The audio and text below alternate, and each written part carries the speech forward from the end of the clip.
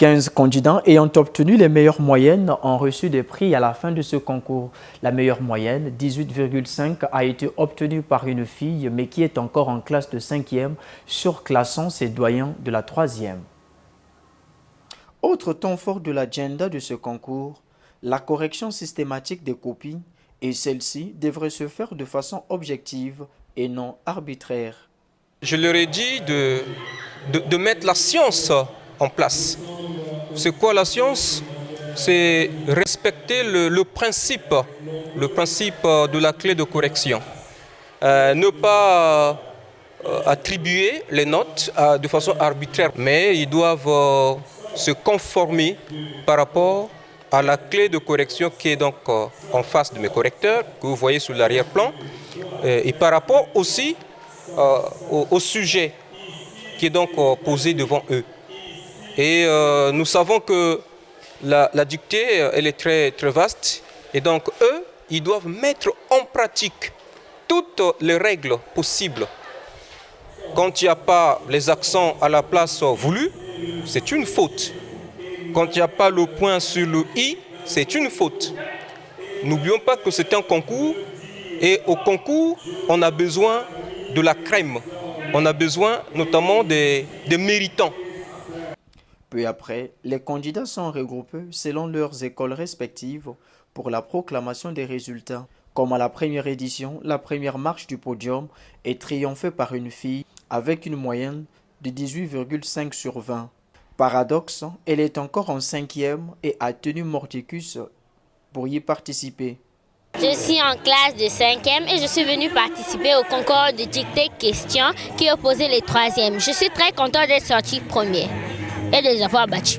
Les 15 meilleurs candidats de ce concours ont reçu des prix très significatifs pour un but précis. Le français aujourd'hui est en train de perdre même son éclat. Voyez-vous, on a toujours décrié le niveau des enfants est en baisse parce que les enfants d'aujourd'hui n'accordent pas trop d'importance à la lecture.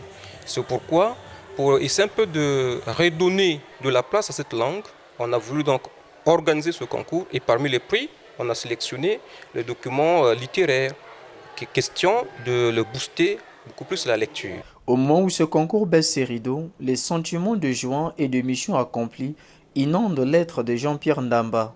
Ma joie, elle est énorme.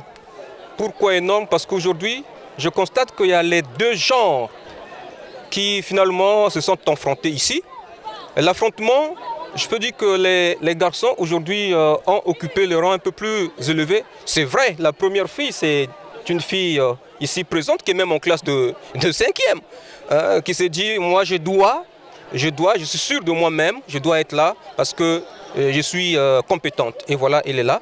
Mais sinon, je suis tellement content par rapport aux résultats présentés par ces enfants. Outre les partenaires internes, ce concours doit aussi son succès à l'appui de Total Énergie EP Congo.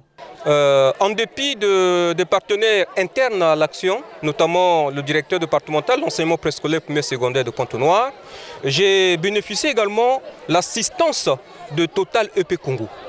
Les prix que vous voyez entre les mains des enfants, en tout cas c'est le fruit net de Total EP Congo qui finalement a fourni d'efforts pour que l'activité se tienne. Et donc je ne peux que dire merci à Total. Si les lauréats doivent encore se prodiguer pour garder le flambeau, les candidats malheureux devraient doubler les efforts pour espérer triompher sur les premières marches du podium dans les éditions futures. Avec ce genre d'initiative, les élèves du département de Pointe-Noire verront leurs résultats s'améliorer aux examens d'État.